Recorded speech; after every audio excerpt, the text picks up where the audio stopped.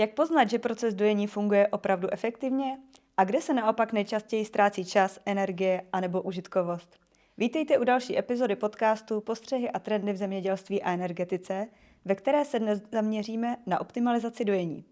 Na toto téma jsem si do studia pozvala pana Matúše Kašparíka, odborného asistenta na České zemědělské univerzitě v Praze. Dobrý den, Matúši. Ďakujem za predstavenie a ďakujem za pozvanie. Tak nám povězte něco o své práci. Co vás k nám přivedlo?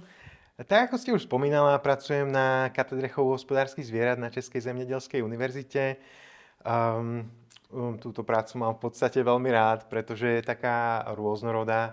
Vážne žiadny deň není taký istý. Pozostáva vlastne z viacerých vecí, či už je to výučba študentov, cez nejaké vedenie bakalárskych diplomových práci a samozrejme práca na projektoch a tým trošku také pridanie tej našej trošky k tomu posunu tej kráľovskej vedy na takom celosvetovom merítku. A dneska sme sa vlastne, ma sem priviedlo, sme sa chceli porozprávať o našom novom projekte, na ktorom pracujeme v spolupráci s Farmtechom a na optimalizáciu procesu dojenia. A jaká je vaše specializace? Tak tie špecializácie moje také hlavné, o ktorých by sa dalo povedať, alebo aspoň dúfam, že som na ne expert, je hlavne ten dojený skot, dojenie, priebeh dojenia, dojacia technológia, a taktiež zdravie vemena a mastitídy. Si myslím, že to je také, čomu sa venujem najviac vo svojej práci.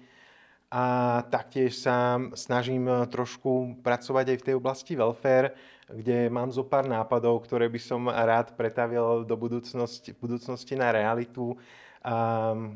Snažím sa na to písať si nejaké projekty, ale ešte väčšinou končia tesne pod čiarou, čiže hádam ešte do budúcna niečo vyjde a budem môcť pracovať aj na týchto welfare nápadoch, ktoré mám. A na co se momentálně soustředíte? Jaké jsou vaše plány do budoucna? Tak minulý rok sme akurát dokončili náš taký väčší projekt názvy na selektívne zaprahovanie. Aj keď projekt je už dokončený, ešte sú nejaké data, ktoré by som chcel rád spracovať, aby sme ten projekt dokončili a pretaviť ich na nejaké vedecké publikácie. Ale tento rok hlavné zameranie bude na rozbehu. Plánujeme otvoriť na univerzite novú farmu, alebo tak zrevitalizovať starú farmu na Ploskove, kde by som mal vlastne robiť hlavného zootechnika, alebo skôr takého manažéra tej farmy. Pretože na univerzite plánujeme akreditovať nové veterinárne odbory a na to, aby sme mohli vytrénovať dobrých veterinárov, potrebujeme vlastne mať prístup k všetkým tým hospodárskym druhom zvierat v praktických podmienkách. Čiže mám s tou farmou obrovské plány do budúcna. A chceme tam mať vlastne vykrmovať skot, chceme tam mať ovečky, kone, prasatá, nosnice, dokonca aj ryby a samozrejme tú veterinárnu ambulanciu, kde budeme trénovať tých veterinárov. A taktiež by som to rád aj prepojil čo najviac s tou verejnosťou, nejaké aktivity pre verejnosť, aby to vážne bola taká farma, na ktorú môže byť tá univerzita hrdá. To bude teda jeden z tých vecí, čo by som chcel robiť tento rok a taktiež samozrejme pracovať na tomto projekte, ktorý máme teda rozbehnutý s Farmtechom, zameraný na tú optimalizáciu, na optimalizáciu procesu dojenia. A jak ste sa dostal k tejto problematice? No, v podstate už na tom tak trošku robím od toho roku 2015, kedy som vlastne doštudoval inžiniera v Nitre. A vlastne naskytla sa mi táto možnosť ísť vlastne študovať, si spraviť doktorát pod pánom profesorom Stádnikom, tam bolo viacero možností na výber témy, ale zhodli sme sa na tejto téme toho sledovania morfológie strukov a dopad tých nastavení dojární a toho celého dojacieho procesu na tie struky. Čiže na to som sa zameriaval počas svojej doktorantúry, ktorú som vlastne dokončil v roku 2019, avšak ten obrovský objem dát, ktorý sa nám podarilo nazbierať počas toho štúdia, že sme ešte doteraz spracovávame, čiže ešte stále sa tomu venujem a taktiež pred 2 rokmi ma vlastne oslovil doktor Marek Vrhel, či by som sa nechcel zapojiť do toho nového projektu, ktorý vymyslel, čo ma vlastne veľmi potešilo, lebo je to vlastne taká presne tá moja špecializácia na to dojenie a aspoň je to taká možnosť prezniesť tie vedomosti a také tie vedecké vedomosti do tej praxe a aktívne teda zlepšovať ten chov v tých praktických podmienkach. A jaký je momentální stav vývoje této metodiky? Vlastne na tom pracujeme už od roku 2023, kedy sme vlastne v roku 2024 hlavne dávali dokopy tú metodiku. Chceli sme vlastne zistiť, na čo sa všetko budeme pozerať, na čo tam bude patriť. To je vlastne už dokončené a minulý rok už sme boli na 5 farmách už s tou dokončenou metodikou, kde sme vlastne ešte dotiahli tie posledné veci, ale tento rok to už bolo v podstate, už to považujeme za dokončené, to zbieranie dát, s tým, že v budúci rok ešte samozrejme chceme pokračovať v tých provozných sledovaniach a taktiež ju aj rozširovať o nejaké ďalšie prvky, keďže teraz je hlavne hotová tá časť toho optimalizácia toho dojenia a toho procesu. A z čeho se stává vytvářená metodika pro optimalizaci dojení? Jak probíhá výjezd na farmu pro optimalizaci?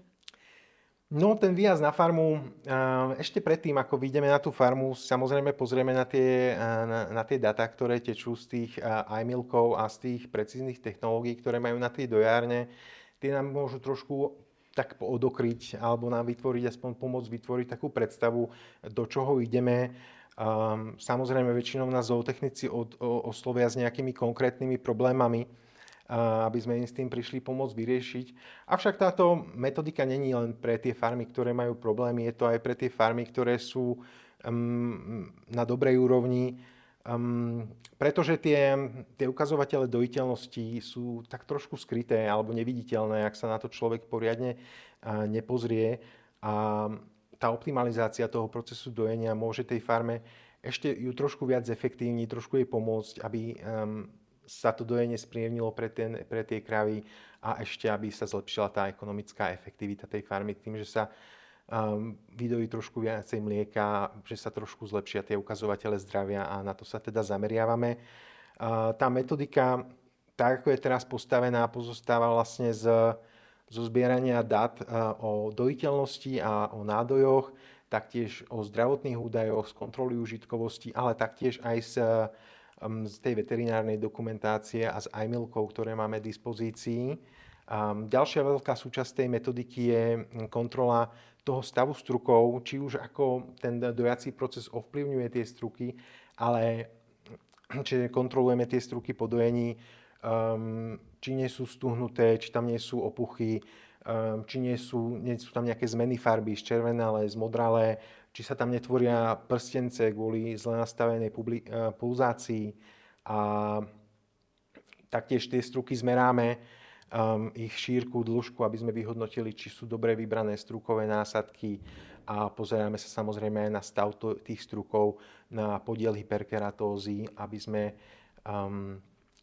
vlastne vedeli, tie nám vlastne pomáhajú, ten stav struku nám pomáha odokryť tie približné problémy toho nastavenia tej dojárne.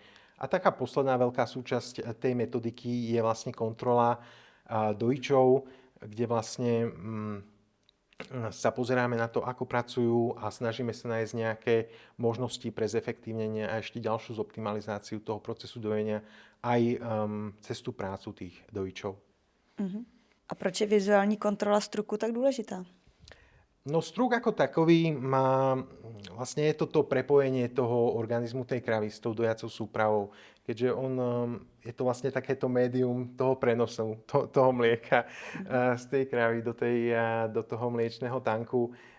Čiže na tom veľmi dobre vidíme na to, ako pôsobí to nastavenie a priebeh toho dojenia na ten organizmus tej kravy, či to je dobre nastavené, či sú tie struky v poriadku. A vlastne na tú kontrolu strukov používame uznávanú metodiku na kontrolu, vlastne sa volá Teat Condition Scoring, čiže hodnotenie kondície strukov od NADISu, čiže sa snažíme nesnažíme sa úplne tak, ako je postavená, ju pretvárame vlastne počas toho pozorovania, kde vlastne je potrebné skontrolovať 20% stáda, čo je celkom dosť kráv, keďže tie stáda v Česku sú celkom veľké. Čiže vlastne ak tam je okolo tých 500, nejakých 300 kráv, tak kontrolujeme nejakých tých 60 až 80 kusov, niekedy aj trošku viac, aby sme mali čo najlepší prehľad o tom stave tých strukov v tom stáde. Také jste zmiňoval, že kontrolujete práci dojičů. Jaké nejčastější chyby jste na farmách pozorovali? Tak tá práca dojičov je veľmi dôležitá na tej farme. Oni ten proces dojenia samozrejme výrazne ovplyvňa. Majú taký silný vplyv, musia tú prácu robiť samozrejme kvalitne, ale samozrejme aj rýchlo. A je to samozrejme veľmi náročná práca a snažíme sa im tak dopomôcť zoptimalizovať ten ich proces. Máme vlastne vytvorený taký zoznam takých 25 najčastejších chýb, ktoré vidíme, ktoré vlastne sa vyskytujú na farmách a v podstate si vlastne pri tej kontrole tých práci dojičov všímame ich prácu a kružkujeme si nejaké tie chyby, čo robia. Samozrejme, nestáva sa, že by tam boli všetkých tých 25 chýb, ale väčšinou sú to 4-5 rôznych chýb, ktoré samozrejme sa líšia od farmy na farmu. Či už je to oddájanie mlieka do kbelíkov s čiernym dnom, alebo horšia stimulácia vemena pred pripojením dojacej súpravy cez vlastne odstrekovania prvých strekov mlieka. To vlastne často pozorujeme, kde tá stimulácia je nedostatočná. Taktiež aj to načasovanie toho nasadenia často pozorujeme, že to není úplne optimálne z hľadiska tej fyziológie krávy a z fyziológie spúšťania toho mlieka, kedy vlastne tú dojaciu súpravu chceme nasadiť okolo tých 60 až 90 sekúnd po tej stimulácii, čiže po tom odstreku. Čiže súčasť toho merania je aj stopovanie týchto časov. Či už tá kontrola tej optimálnej stimulácie, ale aj kontrola pôsobenia predipu a na prejavenie toho germicídneho účinku. Všetko to vlastne stopujeme, pozorujeme to počas celého dojenia. Následne to potom vyhodnocujeme a snažíme sa trošku zlepšiť tú prácu dojičov vďaka týmto našim odporúčaniam pre odstránenie tých konkrétnych problémov a taktiež súčasťou tej správy je taký individualizovaný postup dojenia. Keďže tie postupy dojenia môžu byť rôzne a často sú veľmi rôzne, snažíme sa to vlastne vytvoriť konkrétne pre tie farmy taký individualizovaný postup, ktorý je zoptimalizovaný pre tie ich potreby a pre tie ich podmienky, ktorý vlastne rešpektuje tieto časy a taktiež odstraňuje tie chyby, ktoré sme si tam všimli na tej farme. A říkal jste, že sledujete data o dojitelnosti a průběhu dojení. Sledujete i jiné parametry? Áno, tam je samozrejme tie dáta, ktoré zbierajú tie precízne technológie, ako je iMilk alebo aj ďalšie precízne technológie pri dojení, ako sú Afilaby alebo iné technológie, ktoré zbierajú tie dáta. Je to obrovské množstvo dát, ktoré vlastne musíme zlepšiť do budúcna ich spracovávanie týchto dát a viacej využívať pre naše rozhodovanie. A to je vlastne aj cieľ tejto metodiky, trošku viacej využívať tie dáta, pozerať sa na tie dáta, pozerať sa, ako fungujú, ako prebiehajú tie dojenia, aké sú tam tie čiastkové toky mlieka počas tých prvých 2 minút dojenia, čiže to spúštenie toho mlieka, či sú tam bimodálne toky, ako dlho trvajú tie dojenia, koľko minút sa priemerne tie kravy doja na prázdno alebo sa dojazu s nízkym prietokom mlieka.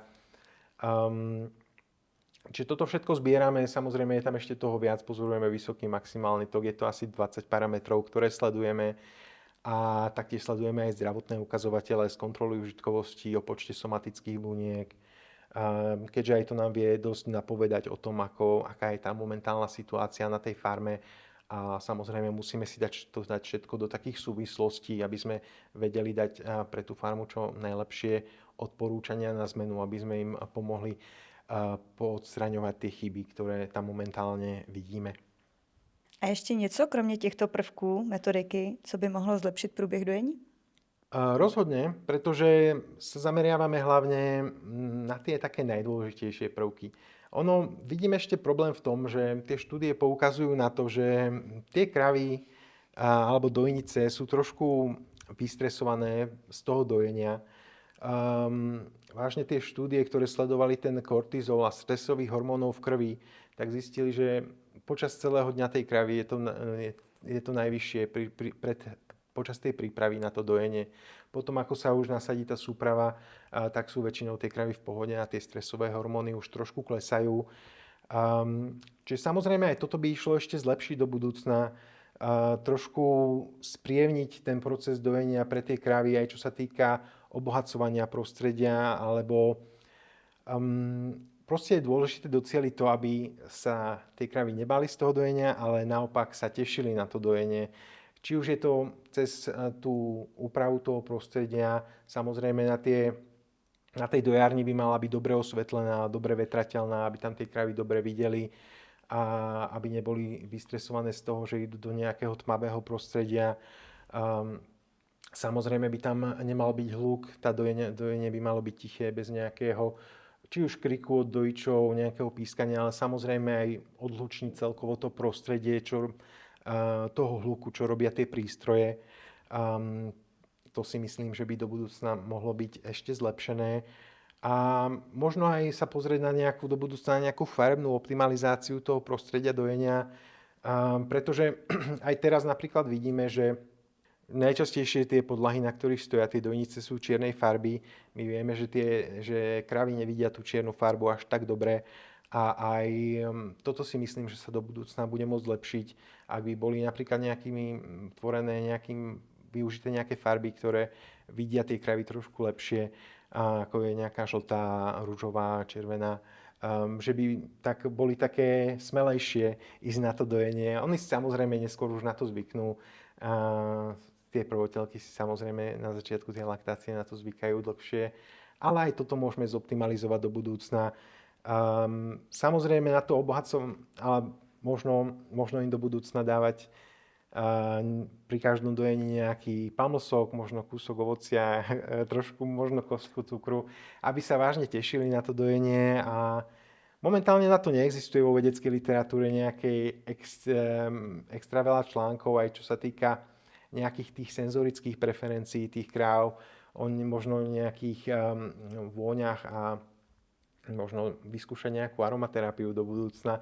Je dôležité, aby sa vážne na to tešili, aby boli v kľude, aby boli spokojné a podľa mňa je dôležité otestovať aj tie senzorické preferencie, ale aj nejaké tie možnosti toho obohacovania prostredia, či už v tej čakárni na dojenie, kde by mohli mať nejaký prístup k vode, prístup k elektrickému drbadlu, aby vlastne boli v pohode aj pred tým dojením, aj počas toho dojenia, vlastne aj v tej stáji, aby boli spokojné celý čas a celý ich život.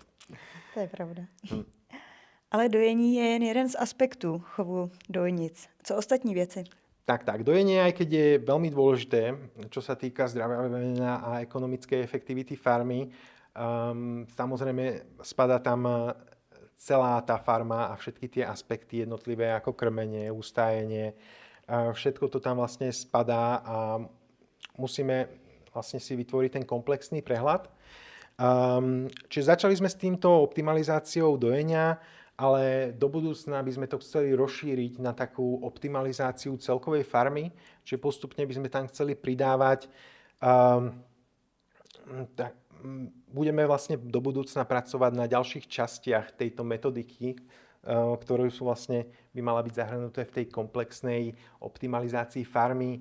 Čiže teraz budeme pracovať budúci rok na ozdravovaní stáda, ktoré už robíme do istej miery aj tento rok, ale ešte by sme chceli spresniť tú metodiku, pozrieť sa vlastne na viacero tých atribútov a aby sme vlastne, keď už ideme na tú farbu, aby sme vedeli zlepšiť to dojenie, ozdraviť stádo, chceli by sme tej farme vytvoriť nejaký plán prevencie mastitíd, chceli by sme do budúcna robiť nejaké welfare pozorovania podľa protokolu welfare quality, hodnotiaceho protokolu welfare quality, ktorý je vlastne tak všeobecne uznávaný. On obsahuje asi nejakých 30 testov, ktoré sa musia spraviť.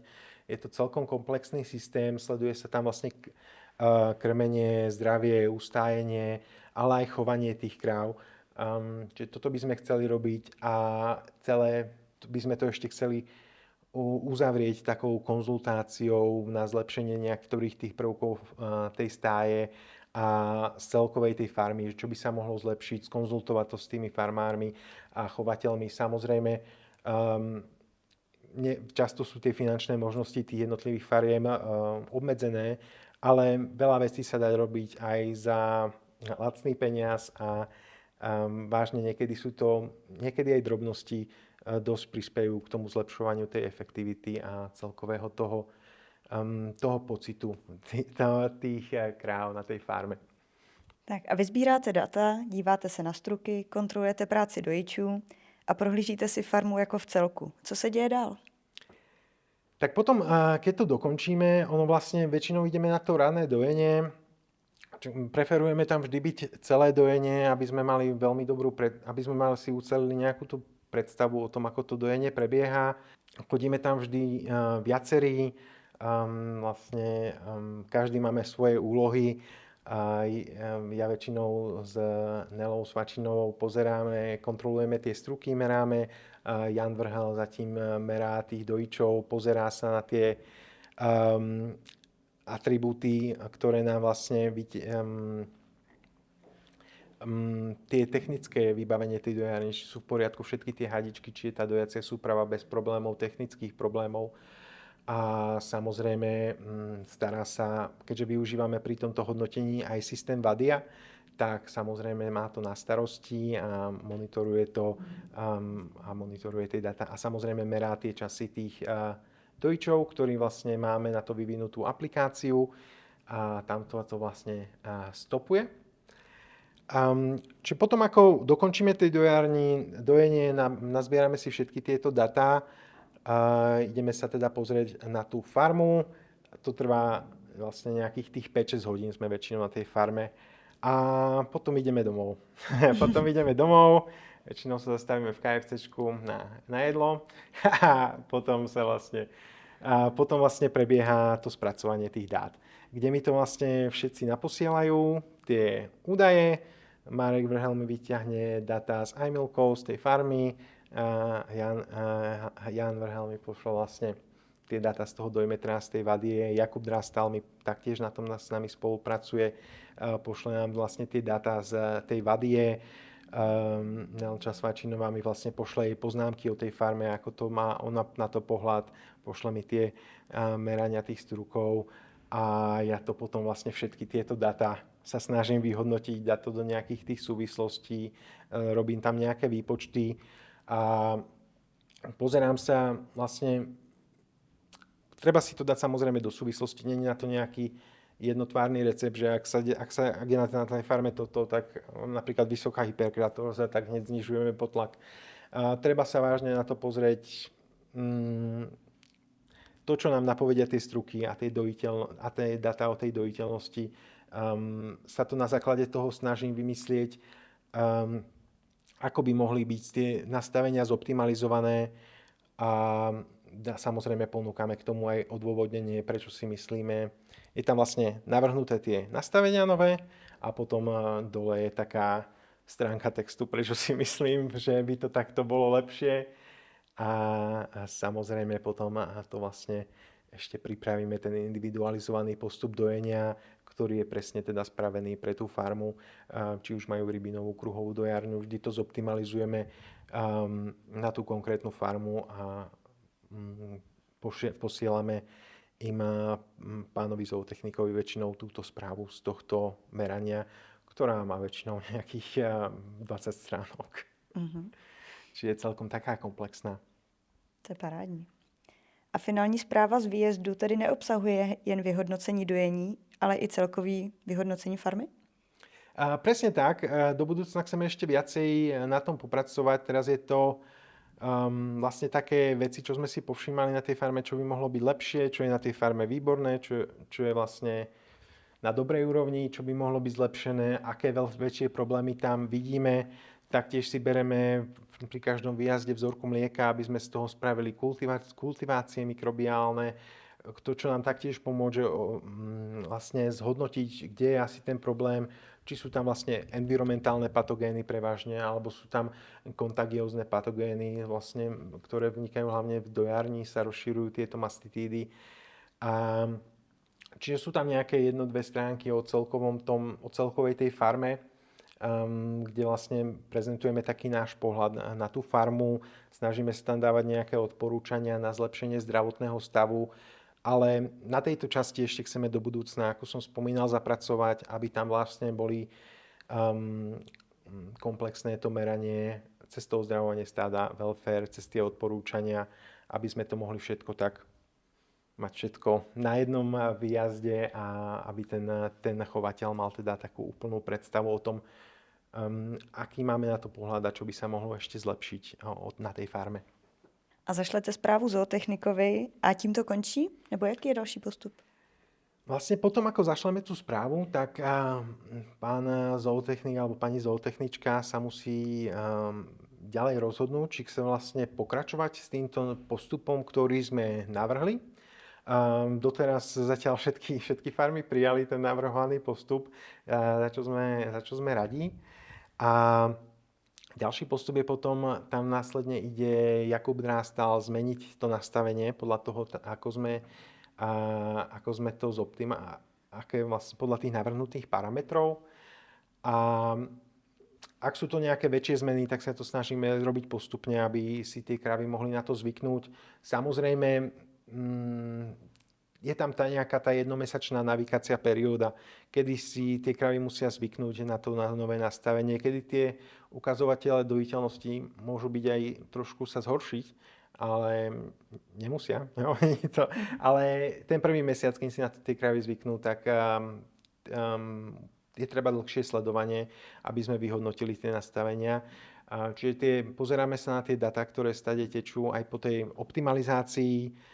A vlastne 6 mesiacov po tej optimalizácii by sme sa radi išli znova pozrieť na tú farmu, či sa podarilo odstrániť tie chyby z toho dojenia, či sú tie struky v dobrom stave, alebo ako sa teda zmenili ten stav strukov po dojení v tomto novom nastavení.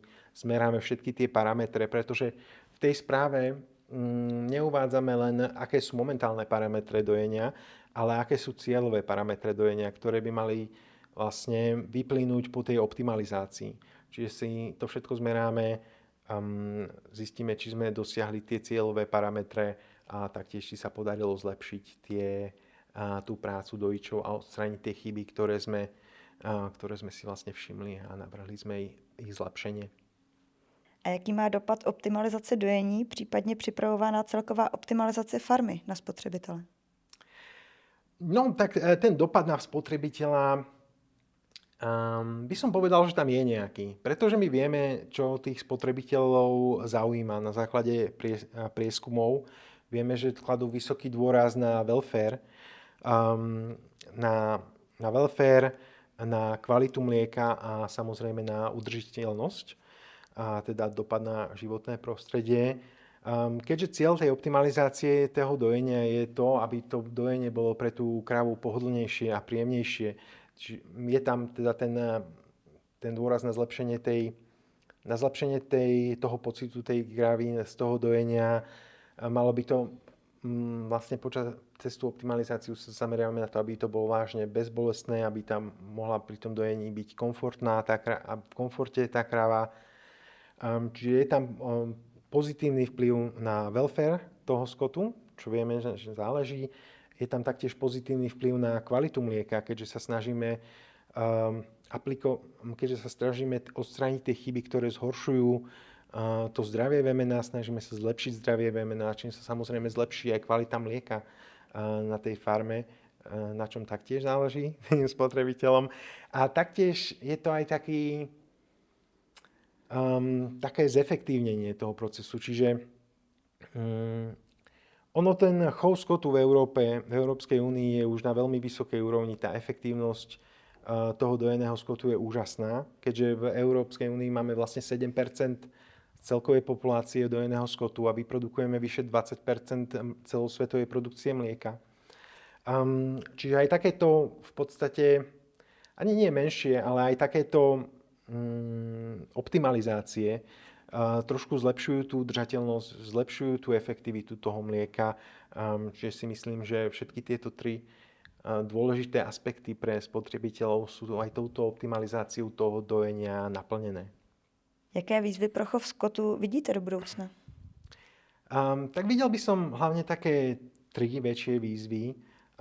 Samozrejme tá prvá je naplnenie európskych stratégií, či už je to Farm to Fork alebo Green Deal, ktoré sa teda zameriavajú na zníženie vlastne dopadu na životné prostredie, na znižovanie spotreby antibiotík v chove dojníc, cez napríklad selektívne zaprahovanie a na celkové také zlepšenie tej udržateľnosti toho chovu.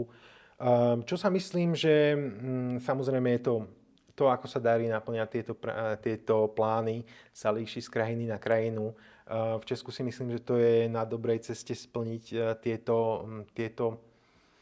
tieto ciele, ktoré si zadala Európska únia. Jeden z tých cieľov, vlastne z tých hlavných cieľov Európskej únie je znižovanie tých dopadov na životné prostredie, hlavne cestou znižovania metánu. Ono v podstate na ten metán už máme vymyslené rôzne veci, rôzne technológie a pracovné postupy, ktorí dramaticky znižujú tú produkciu metánu v tých chovoch. Vážne, ak ich aplikujeme všetky, vieme ten metán znižiť do 95 až 99%. Samozrejme, tieto technológie sú drahé, niečo stoja a samozrejme sa to odrazí na tej ekonomike toho chovu. Čiže samozrejme, tam už Európska únia alebo jednotlivé ministerstva zemedelstva v tých krajinách musia vymyslieť niečo na to, ako podporiť tých chovateľov, ktorí sa vlastne rozhodnú podstúpiť tieto zlepšovanie toho životného dopadu ich chovov cez tieto technológie rôzneho zachytávania tých emisí a znižovania ich emisí. A samozrejme ich musia za to odmenovať, za tieto ich snahy, pretože sa to samozrejme odrazí na cene mlieka. Proste, ak to niektorí chovatelia odignorujú, budú robiť mlieko za povedzme 10 korún, niektorí si kúpia tie technológie, aplikujú to do ich chovov a budú robiť mlieko za 11 korún. Samozrejme teraz tá výkupná cena mlieka není nejako ovplyvnená tým, koľko metánu sa vysprodukuje na tej farme, čiže do budúcna sa to bude musieť tak trošku tam započítať. Nemôže to byť vlastne len trestami za to, že keď to nesplnia, musí to byť aj nejakým odmeňovaním za to, že to splnia. Čiže to by bola jedna z tých víziev. Ďalšiu výzvu do budúcna vidím na takej zlepšovaní verejnej mienky o chove skotu. Ako keby tak, mám taký trošku pocit, že sme to ako keby zemedelci alebo ľudia, čo pracujú v zemedelstve, ignorovali posledné roky. Ale je veľmi dôležité vlastne zabojovať o tú verejnú mienku, čoraz vlastne ukázať, že aké pokroky sa tam spravili. Vážne ten chov skotu sa tak posunul dopredu, že nemajú za čo sa hanbiť tí chovatelia. Tie nové stáje, čo sa stávajú, sú krásne. Všetko vlastne v tých chovoch vyzerá tak, ako mať. Čiže poukázať na tú dobrú prácu, čo sa vykonala. Keď si vlastne predstavíme, že vlastne pred 50 rokmi všetky tie kravy boli v obeznom ustájení, priviazané celý život. Mortalita teliat bola 30%. Teraz je to 2-3%. Kvalita mlieka bola znížená. Je to vlastne obrovský posun a je dôležité teda zabojovať o tú verejnú mienku a aby vlastne pretože ten pohľad v tých posledných rokoch bol možno nie úplne, ale tak trošku, že vy sa do toho nerozumiete, prestaňte nám do toho kafrať, ale je dôležité im ukázať tú prácu a argumentovať možno nejakým tým aktivistom, prečo robíme tie veci tak, ako ich robíme. Sú to väčšinou odôvodniteľné veci, ktoré zlepšujú ten welfare, aj keď to na prvý pohľad nemusí až tak vyzerať. A samozrejme, ten podiel tých zemedelcov alebo tých ľudí, ktorí pracujú v tom zemedelstve, je nejakých 2-3% na populácii. Zatiaľ, čo vegánov sú nejaké 3%, alebo tých aktivistov vegánov povedzme nejakých 5%. A teda musíme zabojovať o tých vyše 90% nezainteresovanej verejnosti, a aby sa zlepšila trošku tá mienka o chove toho dojeného skotu, pretože vážne tá práca, ktorú robia chovatelia, je veľmi dobrá a myslím si, že ešte sa to do budúcna bude zlepšovať. A ten posledný problém, samozrejme, alebo takú výzvu, ktorú vidím do budúcna, je samozrejme aplikácia tých precíznych technológií do toho chovu. Hlavne z pohľadu tých pracovnej sily, kedy vlastne budeme musieť trošku pretvoriť budú sa musieť trošku pretvoriť tí ľudia, ktorí pracujú na tých farmách dojeného skotu. Bude sa tam potreba viacej technikov, ktorí vlastne vedia pracovať s tou automatizáciou, s tými senzormi, s tými robotmi, viacej ľudí, čo sa do toho vyznajú, ale taktiež je dôležité, aby sa vyznali aj do toho chovu skotu, čiže to prepojenie tých zootechnických vedomostí s tými technickými vedomosťami ohľadne tých počítačov a technológií bude veľmi dôležitý vlastne pripraviť tých ľudí na čoraz väčšie a väčšie zakomponovávanie týchto precíznych technológií do chovu skotu. Tlak na welfare a zlepšování životních podmínek hospodářských zvířat ze strany veřejnosti a Evropské unie je citelný. Stále častěji v dnešní době pozorujeme různé výroky aktivisty o chovu skotu, videa, případně filmy, které neukazují chov hovězího dobytka v dobrém světle. Co s tím mohou chovatelé dělat? Tak samozrejme, není to len na chovateľoch, taktiež by malo viacej propagovať a snažiť sa zlepšiť tú verejnú mienku aj rôzne chovateľské zväzy, ministerstvo zemedelstva, ale taktiež aj firmy, ktoré pracujú s predajom tej zemedelskej technológii, ako je vlastne aj FarmTech. Čiže viacej propagovať ten chov skotu, ukazovať, že ako sa to zlepšuje a čo sa tam robí. Pretože je dôležité, aby neboli až takí defenzívni tí chovatelia a iní interesovaní ľudia, ktorí pracujú v zemedelstve ohľadne tých obvinení. Je dôležité poukázať na to, že proste je dôležité vlastne zvýšiť tú transparentnosť. Často dneska vidíme, že tí farmári a chovatelia sa boja pustiť niekoho na tú farmu, boja sa, že im tam odfotí nejaký ojedinelý záber, kde sa deje niečo zlé, že to delá niečo, čo vlastne sú to ojedinelé zábery, ktoré nepatria do štandardu chovu.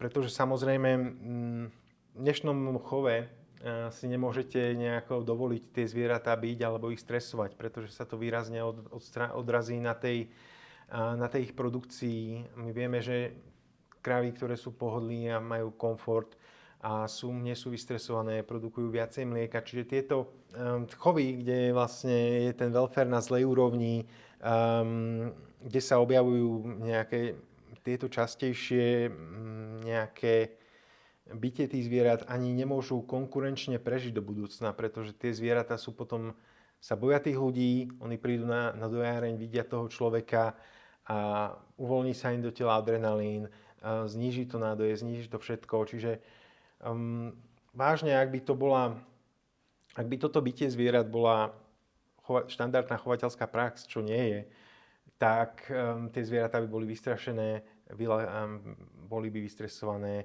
a tieto chovy by potom nevedeli prežiť na veľmi takom, neboli by konkurencieschopné na európskom trhu, pretože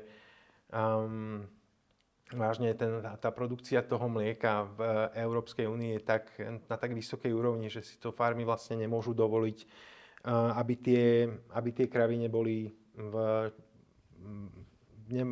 bez stresu, neboli v komforte a hlavne, aby neboli zdravé. Pretože samozrejme tieto farmy by potom zbankrotovali, pretože by to nevedeli ekonomicky samozrejme ustať tieto dopady potom. Ale ešte by som rád dodal, že tie filmy alebo tie videá sa často samozrejme sú založené sú také emocionálne. Samozrejme nikto nechce, aby sa ubližovalo zvieratám. Myslím, že chovatelia sú tí poslední, ktorí chcú ubližovať zvieratám, lebo väčšinou tie zvieratá majú radi svoju prácu, radi sú s tými zvieratami, preto si tú prácu vybrali a preto vyštudovali ten obor, ktorý vyštudovali. Čiže to je to posledné, čo chcú. Čiže treba vlastne tú argumentáciu založiť vlastne na faktoch, na tej vede, že pozrite sa, táto farma, tá stáj vyzerá tak, ako má vyzerať, tie kravy sú zdravé, tuto máme welfare hodnotenie, ktoré dopadlo výborne a proste tie kravy sú tu v pohodlí a musíme argumentovať týmito fakticky podloženými vecami, že proste tá farma vyzerá tak, ako má vyzerať a ten welfare je v poriadku. Zmiňoval jste měnící se veřejné mínění o chovu hovězího dobytka. Proč je důležité, aby se aktivně bojovalo o veřejné mínění? Které nástroje by měly použít k prokázání dobrého welfare na farmě?